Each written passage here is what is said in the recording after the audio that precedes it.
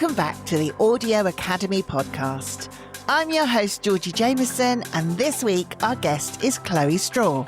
Chloe was CEO at Audio UK for 4.5 years and recently left that role to join Goalhanger as their Director of Operations. Whilst at Audio UK, they lobbied to get podcasting a seat on the Creative Industries Council. They succeeded, and Chloe is currently on the council, so I asked her to explain what the CIC is and what her role is on it.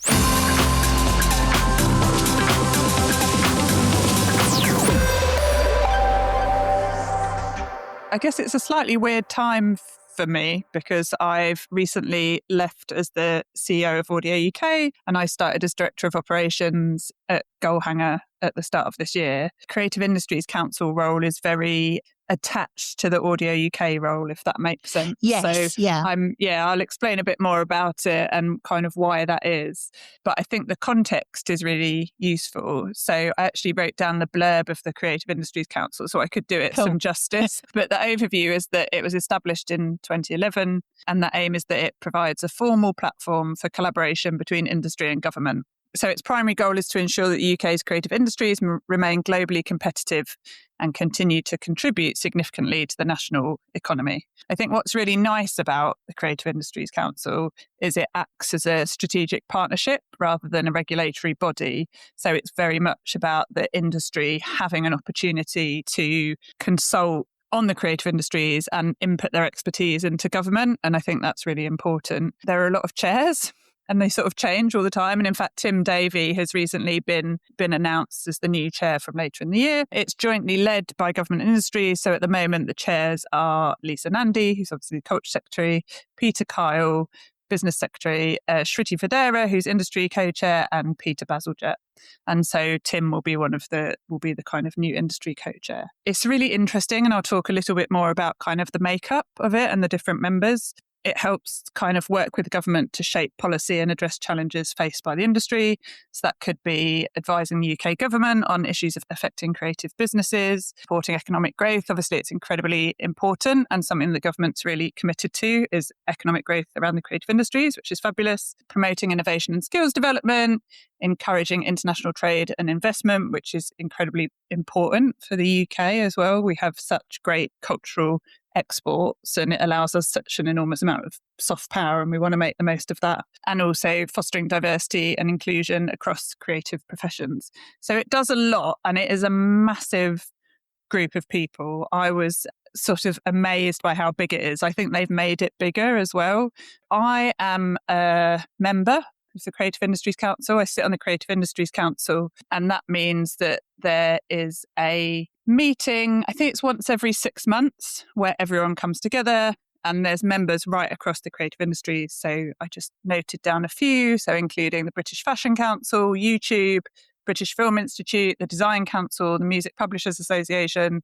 So what's wonderful is it's this opportunity for people right at the top of their different industries to come together and to have a kind of open forum to help advise the government. I think one of the main things that's interesting about the Creative Industry Council is you also have a lot of subgroups, and those are the places that the work really happens because, once every 6 months in a room with sort of 30 other creative leaders is quite a big ask. So I also sit on the Innovation and R&D subgroup, which is really good. And that's very much about pushing forward the creative industries, how we finance innovation, how we finance creative startups, how we do research and development and so on. Just to go right back to the start though, one of the things that we were really proud of is throughout my tenure at Audio UK, getting a seat on the Creative Industries Council for podcasting and audio was a really key focus point for us. So we had a lot of different focus points, but before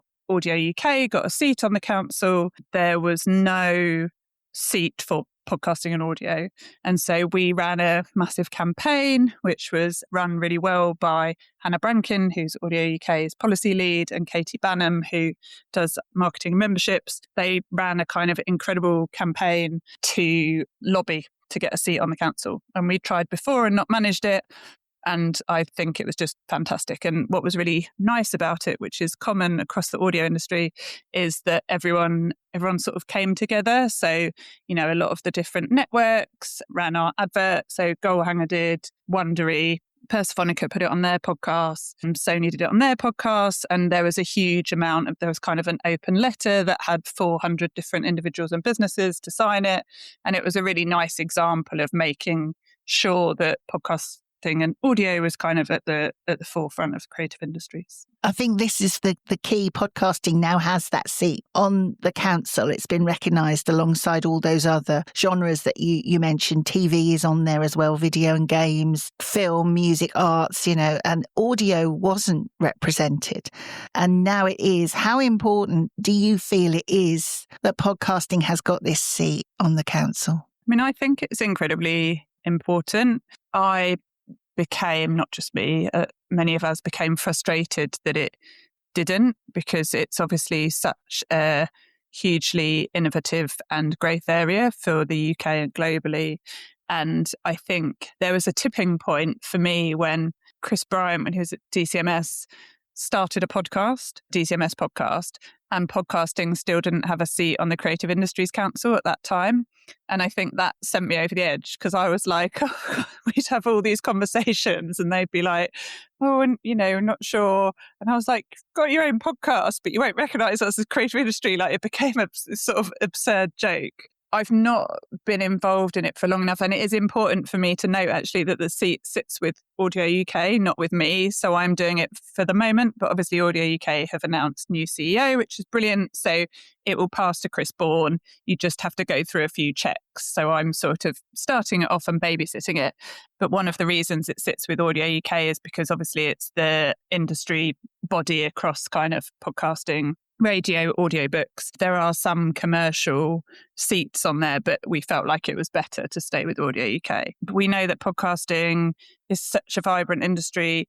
It brings an enormous amount of money and skills and jobs into the UK. It's an incredible global export. For other creative industries to be part of that, and for podcasting and audio not to be, it felt like a huge oversight. And I'm really proud that we got a seat on the council. I had a nice moment when I went to the first meeting where someone we'd been lobbying said, oh, well done. We had a lot of lobbying and not everyone got a seat, and podcasting did. So I think that was like a real sign about the kind of importance of it and the recognition as a key creative industry. As you mentioned, that campaign to get the seat on the council was spearheaded by Audio UK, and you were their CEO for just over 4.5 years. But now you've moved, and this is the second of the jobs, Director of Operations at Goalhanger. Yeah. Tell us a bit about that role, because you've only been in the job 3 months or so? Yeah, gosh, so much to tell you. So my background before Audio UK had always been commercial. I don't mean like straight sales commercial, but I'd always worked in independent commercial businesses. My kind of career, once I'd stopped working in pubs and shops and working out what I wanted to do, started at Something Else, which was, I guess, one of the original independent production businesses.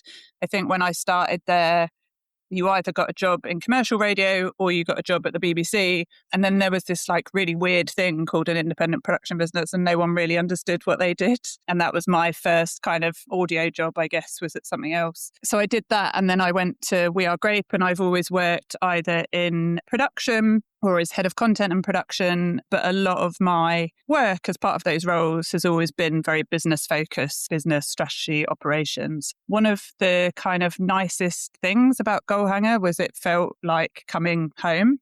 I kind of absolutely loved Audio UK. It was brilliant. It's a smaller organisation in terms of the number of us who were there.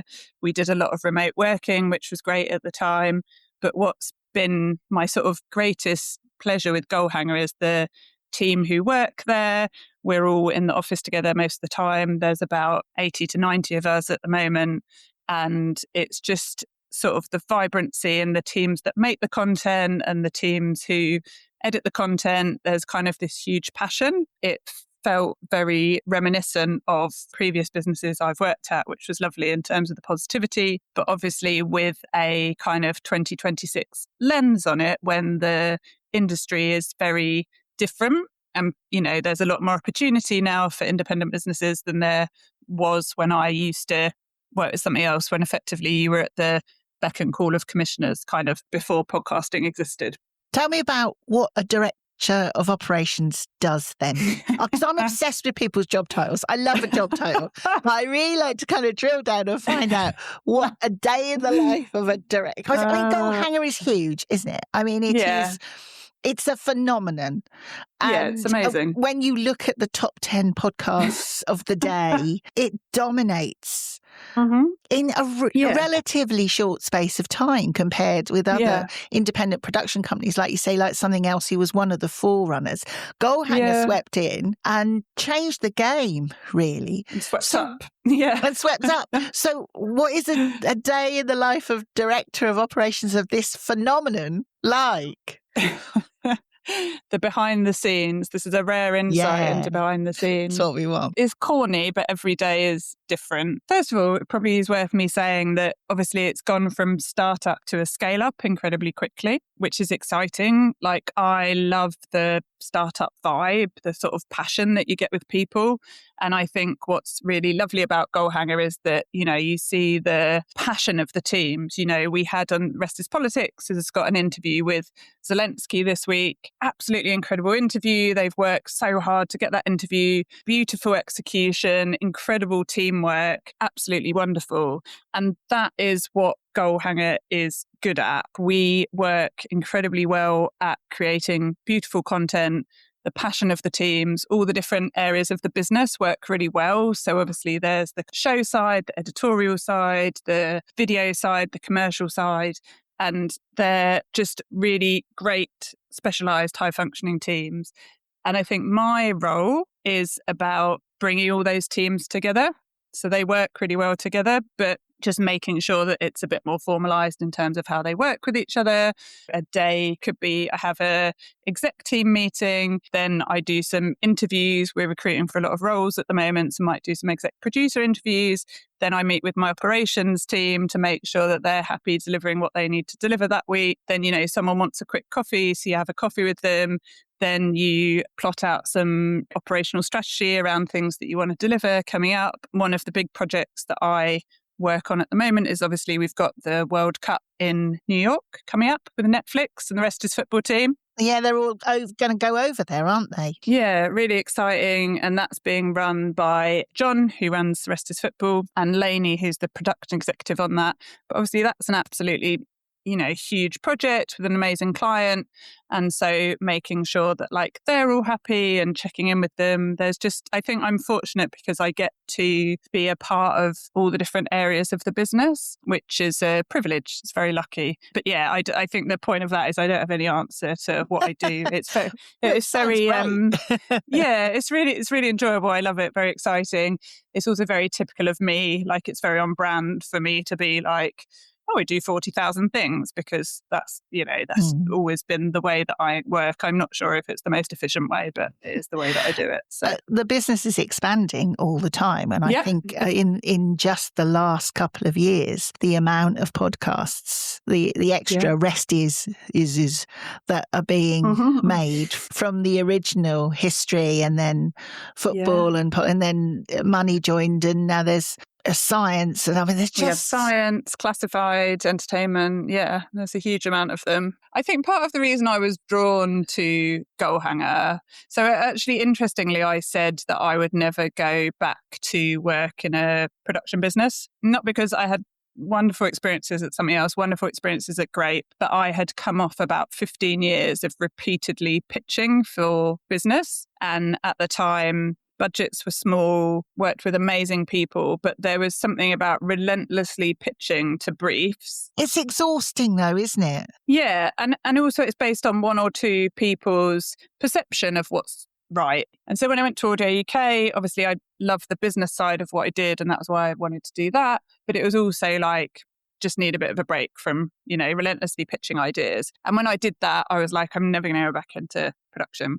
I think the thing about Goalhanger is like, it's not a production business. Obviously, the core of what we do is production, but there's so much innovation. And I have to do a shout out to Jack and Tony, who are the co-founders, who are wonderful, really hands-on, but just like trying new things all the time. You sort of never know what's going to come around the corner. Real kind of kudos for them just to see their energy and the way that they just keep it going at all times. Like there's always something else. This year already we've launched the book club. We've got the Rest is Football in New York coming up. We've got the Rest is Fest at the South Bank Centre later in the year. And that's, on top of, that's just a few things. And I think I don't want to say relentless, it sounds negative, but it is like the relentless energy and innovation that they bring is like, you don't know what might be around the corner. A future plan is coming up in September, this big podcast festival, the Rest is Fest. Yeah, it's really exciting. And I have to give a shout out to Kat and Joey, who are running it from a kind of internally at Goalhanger.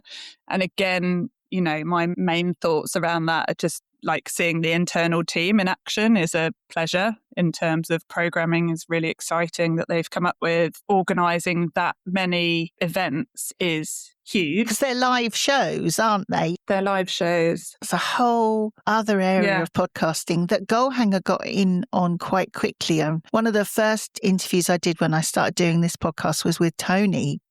Kindly gave me an interview, and I remember saying to him, that they'd just done some huge shows with The Rest is Politics at the Royal Albert Hall, and that is a whole other world of event organising, isn't it? Yeah, and a lot of those are delivered by the teams who also produce the shows. And I think that's absolutely amazing. We also have like a core operations team who are really great at what they do. And a lot of their expertise is around like the delivery of events like that. But again, it's very rare that we bring in external people, not because we don't want to or have any reasons not to, but we have such a wealth of expertise inside the business that actually it's a pleasure that they can deliver the events. That's why it kind of feels like coming home, because there's such a sort of can-do attitude where people just want to get on with it. But yeah, there's an incredible amount of stuff going on. There's a membership clubs, there's the Rest is Fest, there's Hampton Court, there's We Have Ways Festival, there's Netflix, there's always various tours. And you're encouraging new podcasters as well, aren't you? Accelerator. Yeah. Yeah. So absolute kind of shout out to Nikki Logan on that, who's kind of led that. She currently is development exec at Goalhanger. And it's a really exciting scheme. It's nice to be able to be given cold hard cash is quite helpful as well. And it's something that it's a privilege. It's a privilege to be able to provide that. You'll also be at the podcast show in May as well, won't you? Yes, I will be. And I actually need to plug the panel that I'm on, but it feels quite a long way away. So I can't quite remember which one it is, but I know, sorry, that's really bad, isn't it? I prepped everyone else. Just come and see me. Yeah, it's down to good. No, wait, this is terrible. It's with Steve Ackerman, Megan Bradshaw, who I love. I love both of them. Steve's obviously my old boss from many years ago, which is always fun. And Megan Bradshaw, we always joke that she's my work wife because we end up doing a lot of stuff together. You can see how I get so much done because I just go like hour to hour and day to day and week to week. The fact that I might remember what I've committed to in 6 weeks' time is seems a bit bananas. I know, I'm sure it'll be fine. This is very typical of me, actually, is that I know what Goalhanger will be doing there generally, and I know, all the different sort of internal workings. But then when someone's like, "What are you doing there, Chloe?" I'm like, "Oh, I don't know. I've agreed to something, and it's fine. But I'll get someone to brief me soon. So it will be great, though. We will see you there, Chloe. Thank you so much. It's been great. The Rest is Fest is 4th, 5th, 6th of September. They'll be on stage for a weekend of thrilling shows. So it's at the South Bank, 4th to the 6th of September. And I would say to anyone, a good plug, that if they want to go, they should get their tickets because I think most shows are sold out. And then we've also got a Rest is History Festival, which is members only for the Rest is History Club. That's the 4th and 5th of July at Hampton Court Palace. A big thank you to Chloe Straw for being our guest. If you'd like to know more about the CIC, then go to their website, thecreativeindustries.co.uk. The ARIA's nominations party is next Wednesday, and you can see all the action on our live stream. Go to our website, audioacademy.org.uk, and you'll see all the details on our homepage. Our website is also where you can book tickets for our next Foot in the Door event at Liverpool John Moores University on the 5th of May. More speakers are being announced very soon too. Next week, the podcast comes from the Student Radio Conference in Salford, where Adam Skin will give us a flavour of SRA Con 2026. I'll see you next week.